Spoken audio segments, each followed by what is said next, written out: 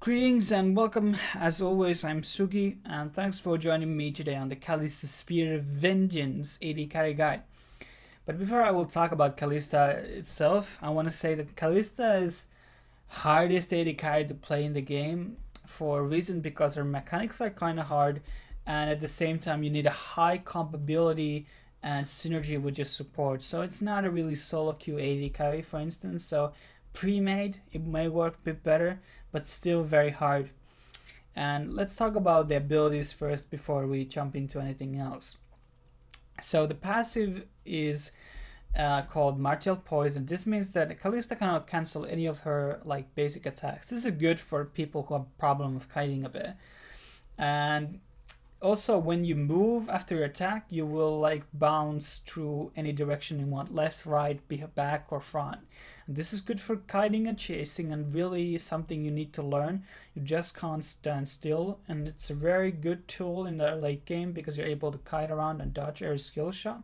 Like, I can beat Ezreal really easy because I just jump on different direction when he does Q or something. And the more attack speed you have, more you can kite around, of course. And when you have upgraded your boots, this will increase the jump range by 25%.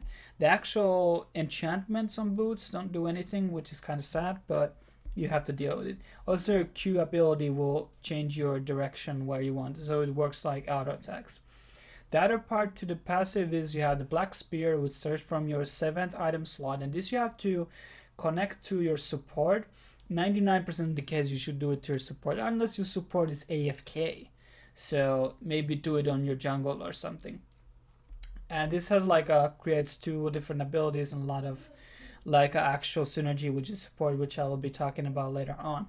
But do it before you go into lane because, well, you don't want to do it because it kind of sets your support unable to move and maybe he gets killed or something. It's a bit trolley ability. So the first ability is Q, and this is pretty much a skill shot that will pierce through targets if they kill them. And this is an ability that some people like to max out first. Sometimes I do. It's very situational. I usually max out Q first or E, but usually more E, I would say. And the Q also puts stacks of rend, which is E, which I will be talking about a bit later on. But this is a good poking tool, it's a good farming tool, and a chasing tool at the same time, and changing your position.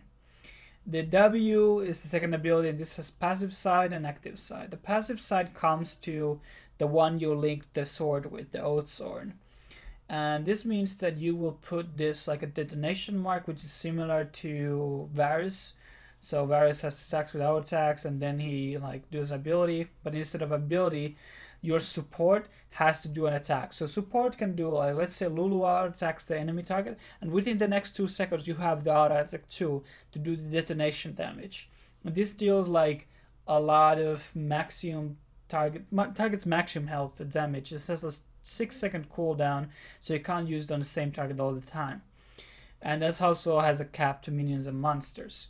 But it's really good for taking drakes down really early on and everything like that.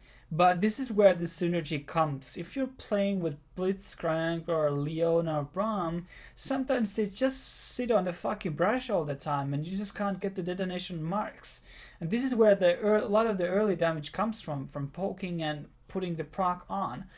Especially if you're playing against Sivir or somebody who you outrange kinda, you can just get so much peel in by just using detonation, and it will win the trades if you just keep poking on. And this can be also procced by Q and some other abilities that some supports have, but it's mainly basic attacks. But I've seen some certain abilities, the charge strikes also put the proc of course in.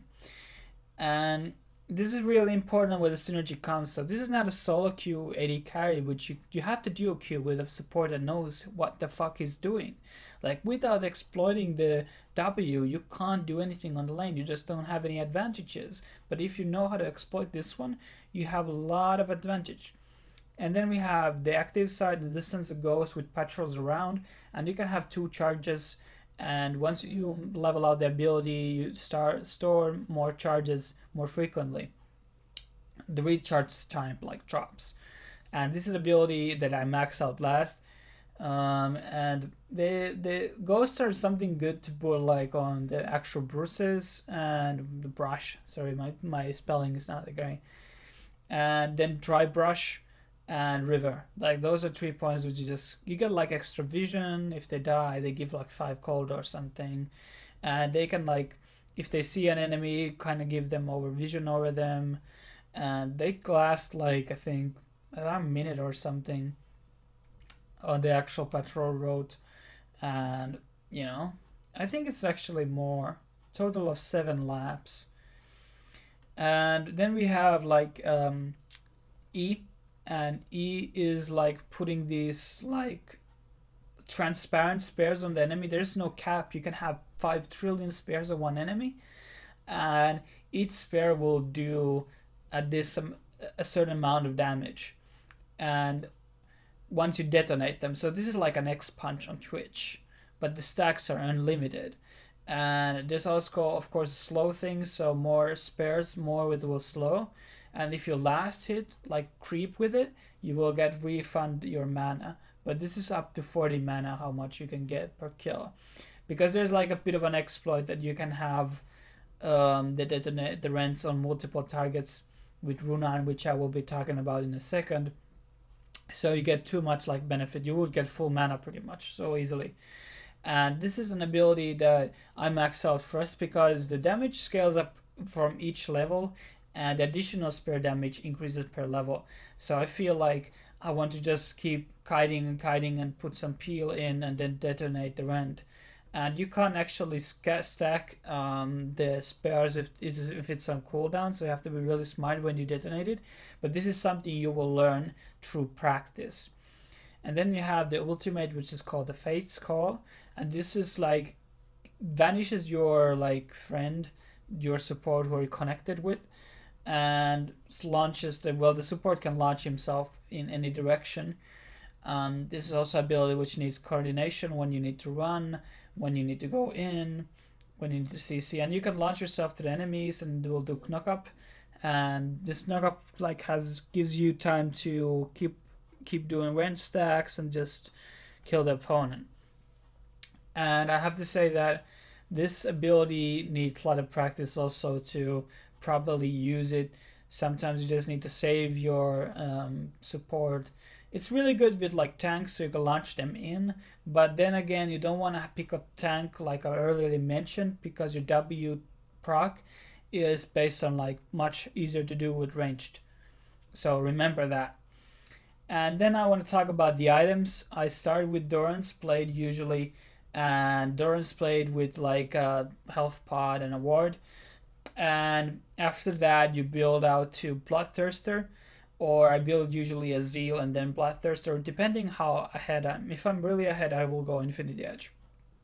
Sometimes in this build you won't even go Infinity Edge at all, because it doesn't really base on it. There's like, I really lost a lot of games with Kalista because I was building her really wrong way. So after you build a Bloodthirster, I usually take a Zeal and then I go Hurricane. Why you should build Hurricane? The Hurricane will put the rend stocks to everyone, and at the same time it will do the W proc. So this gives you like a lot of potential damage to be done, and you of course you get refunded mana a lot to your rend at the same time because you hit multiple targets, and it's just the ultimate kiting tool at the same time. It's just what everything you need. And then some people build Static Shift. I think Phantom Dancer is better, especially if you're not building Infinity Edge.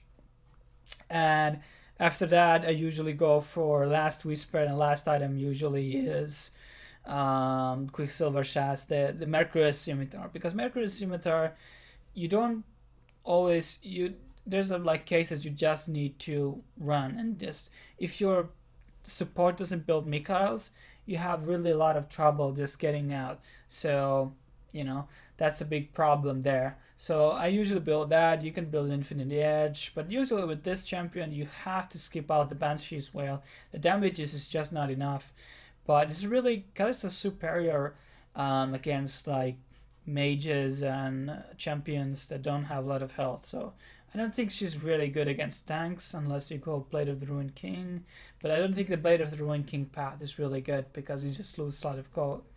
As for the masteries, you go 80 marks, armor seals, magic persistence, flats, or per level for glyphs.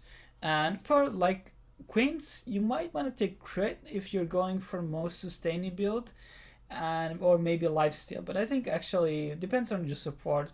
I don't suggest building attacks. I don't suggest taking attack speed Quints because you get so much attack speed from the actual build. Of course, some people like to build Berserker scripts for Kalista. I always go for Mercury threads because if you're in CC, you just can't jump around. I think Mercury is superior to Kalista, but that's a personal preference. And then we of course have the masteries. It's pretty much the same stuff that every other carry has.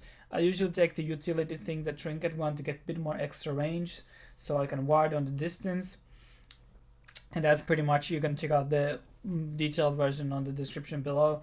And as for like the supports I like to play with, I usually should take Kalista, works well with Thresh, Morgana, and Lulu, and Sona.